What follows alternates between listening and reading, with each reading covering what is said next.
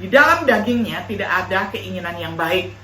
Keinginan untuk berbuat baik hadir berlawanan dengan kemampuan untuk melakukan hal yang baik. Kebaikan yang dia inginkan tidak dia lakukan. Kejahatan yang dia tidak inginkan malah dia lakukan.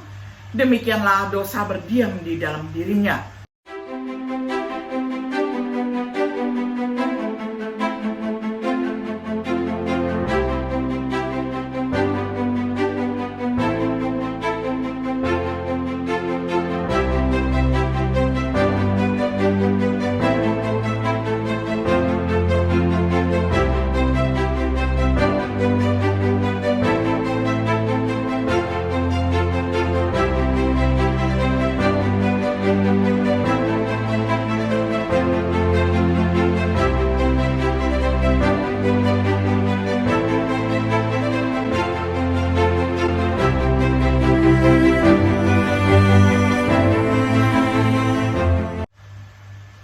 Shalom, sahabat Biblika yang dikasih oleh Tuhan. Senang sekali hari ini kita dapat berjumpa kembali di dalam acara refleksi sahabat Biblika.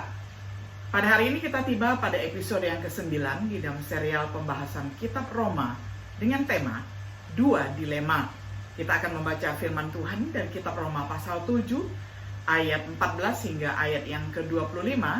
Saya akan bacakan untuk kita semuanya di dalam terjemahan sederhana Indonesia. Jadi, kita tahu bahwa hukum Taurat berasal dari Allah dan diberikan untuk memimpin kita kepada kehidupan rohani. Tetapi saya ini manusia lemah. Karena keinginan-keinginan badani yang jahat, saya menjadi budak dosa. Bahkan saya sendiri tidak mengerti kelakuan saya. Saya tidak melakukan hal-hal yang baik, padahal yang baik itulah yang sebenarnya ingin saya lakukan. Sebaliknya, saya malah melakukan hal-hal yang jahat, yang sama sekali tidak ingin saya lakukan. Nah, karena saya menyadari bahwa kelakuan saya salah, itu artinya saya setuju bahwa hukum Taurat itu benar. Tetapi sesungguhnya, yang melakukan hal-hal jahat itu bukan saya, melainkan kuasa dosa yang hidup dalam diri saya. Saya mengakui bahwa saya tidak mampu hidup benar sesuai hukum Taurat. Maksudnya, saya tidak sanggup hidup dengan baik karena kelemahan manusia yang ada dalam diri saya. Saya memang ingin melakukan yang baik, tetapi tidak bisa. Dengan kata lain, saya tidak melakukan hal baik seperti kemauan saya, tetapi tetap melakukan hal jahat yang tidak saya sukai. Jadi kalau saya melakukan yang tidak saya sukai, sesungguhnya bukan saya yang melakukannya, tetapi kuasa dosa yang ada dalam diri saya. Maka inilah kesimpulannya. Walaupun saya ingin melakukan hal-hal yang baik sesuai hukum Taurat, tetapi saya terlalu mudah melakukan yang jahat. Hati saya menyukai semua peraturan dalam hukum Taurat, tetapi ternyata ada sesuatu seperti peraturan lain yang bekerja dalam diri saya. Peraturan itu berlawanan dengan peraturan Allah yang saya sukai dalam hati saya. Peraturan lain yang bekerja dalam anggota-anggota tubuh saya adalah kuasa dosa. Dan kuasa dosa itu mengikat saya supaya saya menjadi budak dosa. Jadi dahulu beginilah persoalan saya. Dalam pikiran, saya selalu ingin menjalankan semua peraturan hukum Taurat yang diberikan Allah. Tetapi karena naluri yang berdosa, saya masih diperbudak oleh kuasa dosa. Lalu saya menyadari, celakalah aku. Tanpa pertolongan Allah, aku tidak mungkin selamat dari kuasa dosa yang ada dalam tubuhku. Kuasa itu akan membinasakan aku. Karena itulah saya sangat bersyukur kepada Allah atas semua yang sudah Dia perbuat bagi kita melalui penguasa kita, Kristus Yesus. Sampai sedemikian jauh pembacaan firman Tuhan dari kitab Roma pasal 7 ayat 14 hingga ayatnya yang ke-25. Sahabat Biblika yang dikasih oleh Tuhan, dalam Roma pasal 7 ayat 14 sampai 25, Paulus menggambarkan perjuangan besar antara orang yang tahu untuk berbuat baik tetapi tidak bisa melakukannya. antara keinginan untuk memelihara hukum Tuhan dan berperang melawan hukum dosa. Ini adalah bagian yang menantang yang tidak hanya berisi satu, tetapi dua dilema. Dilema tekstual dan dilema manusia. Dilema informal setiap situasi yang sulit dan membingungkan. Keadaan yang sulit. Untuk menghargai kesulitan dari bagian itu sendiri, pertama-tama mari kita lihat dilema tekstual. Dijelaskan oleh Paulus. Apakah hal itu mengenai perjuangannya sebagai seorang Kristen? Penggunaan kata ganti orang pertama, saya, aku, atau daku, tentu bersifat indikatif. Begitu juga perjuangan seorang Kristen juga diajarkan di tempat lain, misalnya di dalam kitab Galatia dan kitab Yakobus. Saya menasihatkan kamu semua, hiduplah dengan taat kepada pimpinan Roh Kudus. Dengan demikian kamu tidak lagi memuaskan keinginan-keinginan jasmanimu yang jahat, karena keinginan jasmani kita selalu berlawanan dengan keinginan Roh Kudus, dan keinginan roh berlawanan dengan keinginan jasmani kita. Keduanya saling bertentangan, dan keduanya ada dalam diri kita masing-masing, sehingga kita tidak bisa hidup sesuka hati. Galatia 5 ayat 16-17. Mengapa kalian berkelahi dan bertengkar satu sama lain? Itu semua disebabkan oleh berbagai keinginanmu sendiri yang bergejolak di dalam dirimu. Yakobus 4 ayat 1.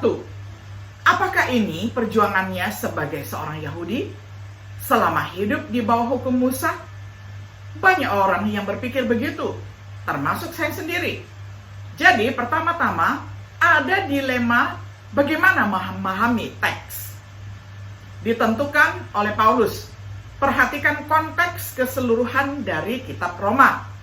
Pembenaran oleh iman di dalam Kristus bukan dengan memelihara hukum Musa. Janji kepada Abraham datang melalui iman, bukan melalui hukum Taurat.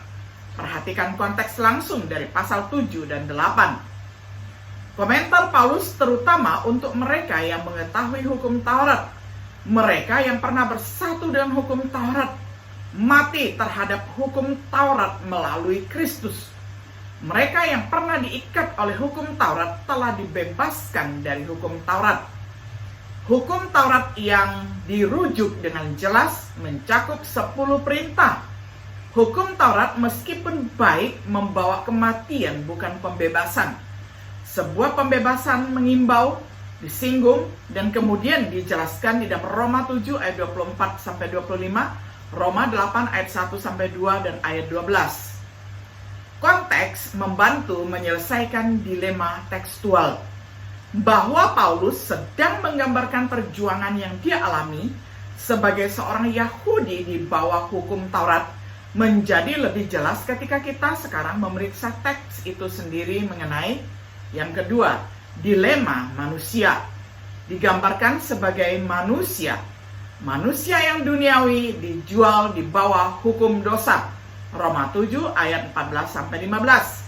Menginginkan kebaikan, namun mendapati dirinya tidak mampu melakukan. Keinginan untuk menjauhkan diri dari kejahatan, mendapati dirinya malah berbuat jahat. Manusia yang setuju hukum itu baik, tetapi menemukan bahwa dosa berdiam di dalam dirinya. Roma 7 ayat 16-20. Di dalam dagingnya tidak ada keinginan yang baik. Keinginan untuk berbuat baik hadir, berlawanan dengan kemampuan untuk melakukan hal yang baik. Kebaikan yang dia inginkan tidak dia lakukan. Kejahatan yang dia tidak inginkan malah dia lakukan. Demikianlah dosa berdiam di dalam dirinya. Orang yang diperbudak oleh hukum dosa dan kematian. Roma 8 ayat 2, pasal 7 ayat 21-22. Ketika kejahatan hadir dalam diri seseorang yang ingin berbuat baik, ketika hukum dalam anggota tubuhnya berperang melawan hukum pikirannya, ketika hukum di dalam anggota-anggota tubuhnya membawa dia ke dalam tawanan hukum dosa, manusia yang mendapati dirinya celaka. Wahai aku manusia celaka, siapa yang akan membebaskanku dari tubuh maut ini? dilema yang menyedihkan. Dijual di bawah hukum dosa, didiami oleh dosa, diperhamba oleh dosa. Melalui Kristus, dinyatakan dalam pasal 7 ayat 25, sebagai antisipasi mengganggu jalan pikirannya, saya bersyukur kepada Tuhan melalui Yesus Kristus Tuhan kita.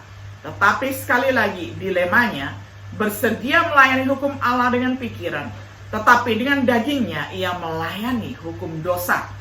Dijelaskan di dalam pasal 8 ayat 1-6, kemudian ayat 11-14.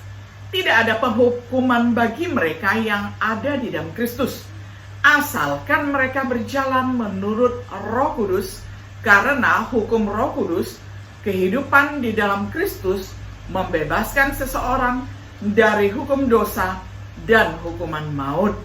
Kematian Kristus memenuhi persyaratan yang benar, yakni kematian untuk dosa.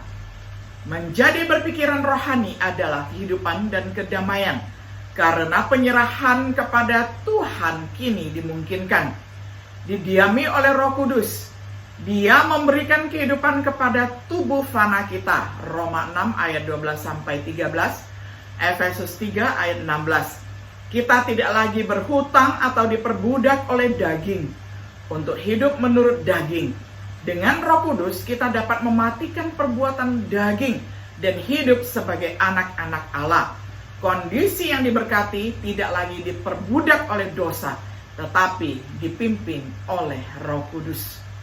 Kesimpulan, dalam pasal 7, Paulus dengan gamblang menggambarkan kelemahan hukum Musa. Hukum itu kudus, adil, dan baik, tetapi tidak menawarkan pembebasan sejati. Hukum Taurat tidak menawarkan pembebasan dari kesalahan dan kuasa dosa.